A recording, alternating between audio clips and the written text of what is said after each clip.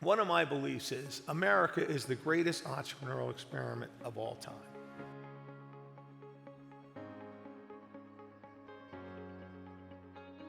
Probably my favorite word in life is freedom. And I have felt this way since I was, probably in 8th grade. I think there's so many things I could go back to being in that age, but definitely freedom to, basically live and pursue my dreams, live and pursue life to the fullest, and having the freedom to do it and not have the state, so to speak, tell me what to do, and keep that limited. And only after the Bill of Rights was added to the original constitutional draft did it finally get ratified. And I think it was brilliant. And it built in many ways, well, I don't want to say it built. What it did was it protected the freedom of the people.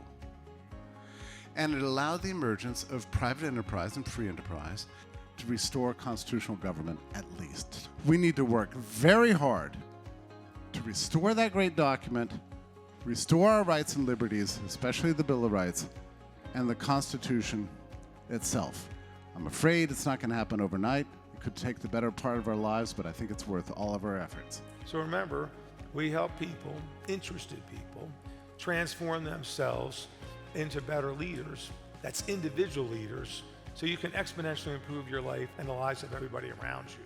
And we've focused on those other freedoms such as time, geography, money, relationships, career, health, activities, higher purpose. Several years ago, we added effective society and governance because you really can't have those other things without it. You can't have it without the environment that we live in. But ambition, it really gets you energized.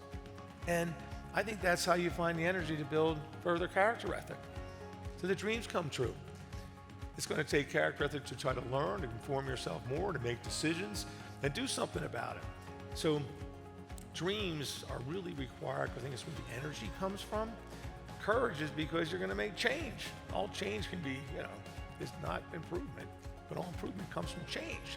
That's what I encourage people to do, to dig deeper. When something makes you uncomfortable, dig deeper. And I am hopeful that as we continue these discussions, that we all have the courage to challenge ourselves, because that's the hardest piece of this. The hardest piece of this is to face the potential that you might have been wrong about something.